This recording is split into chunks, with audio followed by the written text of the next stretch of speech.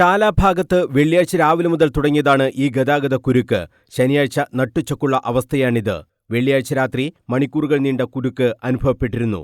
താഴെ ചൊവ്വയിൽ നിന്ന് തുടങ്ങുന്ന ഗതാഗത കുരുക്കാണ് കിലോമീറ്ററുകൾ അപ്പുറം നടാൽ വരെ നീളുന്നത്. ഇന്നലെ മുതൽ ഇതുപോലെ ബ്ലോക്ക് ഉണ്ടായിരുന്നു. അപ്പോൾ ഭയങ്കര ബുദ്ധിമുട്ടാകുന്നുണ്ട്. കാരണം ഈ സൈഡിൽ കംപ്ലീറ്റ് ഏരിയ വഴി അവർ വണ്ടിക്ക് കയറി വരികയാണ്. അവിടെ കറക്റ്റ് ബ്ലോക്ക് ചെയ്തില്ലെന്ന് എനിക്ക് തോന്നുന്നത്. അതുമായി ബന്ധപ്പെട്ടിട്ടാണ്. അപ്പോൾ ഹോസ്പിറ്റലിൽ ഇങ്ങോട്ട് പോകാൻ ഭയങ്കര ബുദ്ധിമുട്ട് വരികയാണ്. നാഷണൽ ഹൈവേൻ്റെ ആൾക്കാർ അത് ബ്ലോക്ക് ചെയ്താണെന്ന് തോന്നും. പല ആളുകൾ ഭയങ്കര ബുദ്ധിമുട്ടാണ്. അത് മറ്റു പലർക്കും ബുദ്ധിമുട്ടാണ്. ഹോസ്പിറ്റലിലേക്ക് പോകുന്ന വണ്ടിക്കും ബുദ്ധിമുട്ടാണ്. അപ്പോൾ കംപ്ലീറ്റ് ഇപ്പം കാണുന്നുണ്ട്, നിങ്ങൾ മുന്നിലൊക്കെ കാണുന്നുണ്ട്, ഇങ്ങനെ വന്നുകൊണ്ടിരിക്കുകയാണ്. അതാണ് പ്രശ്നം വരുന്നത്. ഇന്നലെ വൈകുന്നേരം മുതലേ ഉണ്ട്. ഇന്നലെ വൈകുന്നേരം മുതലേ കംപ്ലീറ്റ് ഇങ്ങനെ ബ്ലോക്ക് ആകുന്ന സിറ്റുവേഷനിലാണ് ഉണ്ടാകുന്നത്. ഇവിടെ ആളുകൾക്ക് ബുദ്ധിമുട്ടുണ്ടാകുന്നുണ്ട്. അതുകൊണ്ടാണ് പല ആൾക്കാരും ഓവർടേക്ക് ചെയ്തതും തെറ്റായ രീതികളിലൂടെയൊക്കെ ഇന്ന് ക്രോസ് ചെയ്ത് വരുന്നത്. അവർക്ക് ഡെസ്റ്റിനേഷൻ പോയിന്റിൽ പെട്ടെന്ന് എത്തുക എന്നുള്ളതാണ് അവർ ഉദ്ദേശിക്കുന്നത്.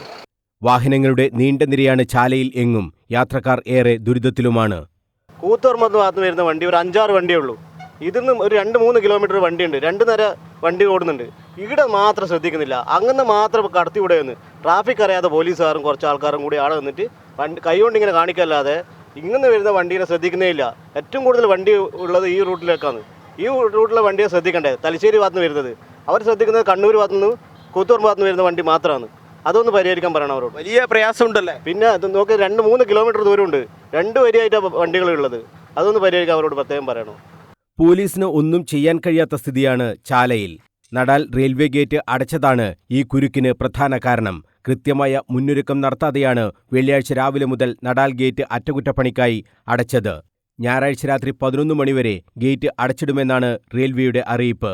ദേശീയപാത 66ന്റെ പ്രവൃത്തി ചാല ഭാഗത്ത് തകൃതിയായി നടന്നുവരുന്നുണ്ട്.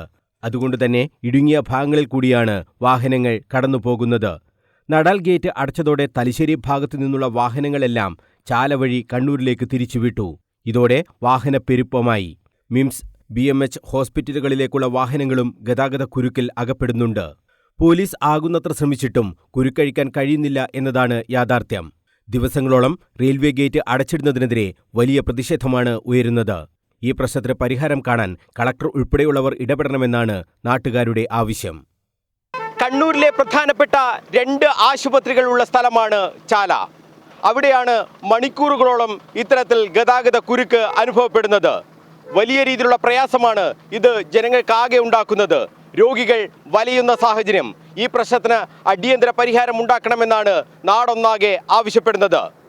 ചാലയിൽ നിന്നും ക്യാമറമാൻ ബിജു അഴീക്കോടിനൊപ്പം മനോജ് മയ്യിൽ, കണ്ണൂർ വിഷൻ.